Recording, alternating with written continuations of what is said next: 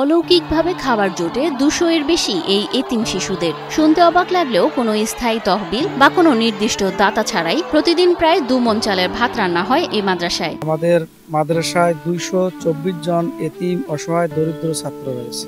আর আমাদের প্রতিদিন চাউল লাগে প্রায় ৭০ কেজি চাল, আর গোস্ত দুপুরবেলায় দিলে আপনার ২০ কেজি লাগে গোস্ত, আর তেল লাগে প্রতিদিন ৩ কেজি, খড়ি লাগে আপনার হলো ৩ মণ। এরপরে সব কাঁচা বাজার প্রায় ১ মণ।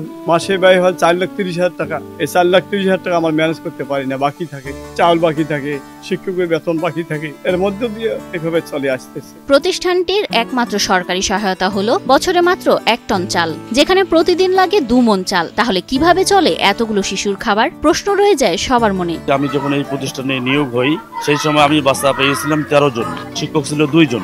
আলহামদুলিল্লাহ, সেখান থেকে আমরা লেখাপড়ার মান উন্নয়ন করে আজকে আমাদের বাচ্চা এসে দাঁড়িয়েছে ২২৪ জন, শিক্ষক ৮ জন। প্রতিদিন ৩ বেলার খাবার নিয়ে চিন্তা করতে হয় না শিশুদের। কখনো স্থানীয়দের দান, কখনো শুভাকাঙ্ক্ষীদের অজ্ঞাত সহায়তা, আবার কখনো অদৃশ্য কোনো অলৌকিক ব্যবস্থাপনায় সময় মতো খাবার ঠিকই জুটে যায়। ২০০০ সালে মাওলানা আতিয়ার রহমানের হাতে গড়া এই প্রতিষ্ঠানটি আজ শত শত এতিম শিশুর আশ্রয়স্থল। প্রথমে নিজের জমিতে ছোট্ট মক্তব দিয়ে শুরু করলেও আজ তা পরিণত হয়েছে বিশাল এক মাদ্রাসায়। আমার ৪৭ শতক জমি দিচ্ছি এখানে, সেখানে এখন ৩০ চালা দিলাম। আস্তে আস্তে এখন ভালো ভালো মানুষ আসতেছে, এখন ভালো শিক্ষক, কিন্তু শিক্ষকের বেতন দিতে পারি না, ঠিক মতো খাওয়াইতে পারি না। কেবল কোরআন শিক্ষা নয়, এখানে বাংলা, ইংরেজি, গণিত সহ সাধারণ শিক্ষাও দেওয়া হয়, যাতে শিশুরা সমাজে প্রতিষ্ঠিত হতে পারে। অন্য মাদ্রাসার থেকে এই মাদ্রাসা লেখাপড়া অত্যন্ত ভালো হয়। আরো যদি কোনো বাইরের মানুষ সহযোগিতা করতো তাহলে এই প্রতিষ্ঠানটা আরো মোটামুটি এগিয়ে যাইতো। আল্লাহ তাআলার কাছে চাই এই প্রতিষ্ঠানটা সবাই দায়িত্ব এগিয়ে আসে, আমরা এতিমদের পাশে দাঁড়াই, এতিমদের সেবা করার জন্য। নীলফামারীর জলঢাকার প্রত্যন্ত গ্রামে অবস্থিত মাদিনাতুল উলুম এতিমখানা, যেখানে ২ শতাধিক এতিম ও দরিদ্র শিশু বিনামূল্যে দ্বীনি শিক্ষা গ্রহণ করছে।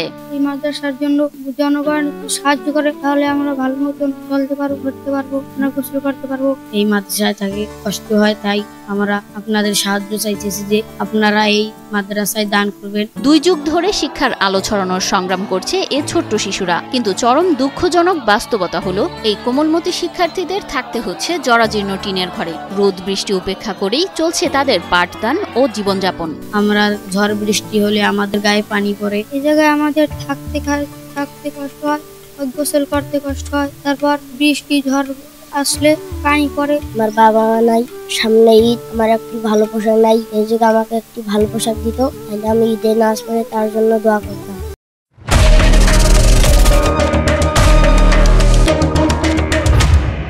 ইতোমধ্যে মানুষের দানের টাকায় নির্মাণ হয়েছে ৫ তলা ভিত্তির মসজিদ, কিন্তু এতিম শিক্ষার্থীদের জন্য একটি স্থায়ী ভবন এখনো অধরা। সমাজের বিত্তবানদের সহায়তা পেলে শত শত এতিম শিশুর আশ্রয় নিশ্চিত হবে এই মাদ্রাসায়। বড় একটা প্রতিষ্ঠান হবে, হাজার হাজার মানুষ করে খাবে, কোরআন পড়বে, হাদিস পড়বে, মৌলানা হবে, মুফতি মুহাদ্দিস হবে, আমরা এটা চাই। বিভিন্ন জেলা থেকে উপজেলা থেকে আগত অনেক এতিম বাচ্চা এখানে লেখাপড়া করে, লেখাপড়ার মান ভালো। আমরা এলাকাবাসী সবাই সার্বিক সহযোগিতা করি। তো এই মাদ্রাসার আমাদের বিভিন্ন সমস্যা রয়েছে, যেমন ছাত্রদের থাকার সমস্যা, আমাদের ছাত্রদের গোসলখানায় সমস্যা, আমাদের ছাত্রদের অর্থনৈতিক একটা সমস্যা, শিক্ষকদের বেতন হয় না। দীর্ঘদিন থেকে আমাদের এই সমস্যার সম্মুখীন হচ্ছে বা সমস্যাগুলো আমরা ভুগতেছি।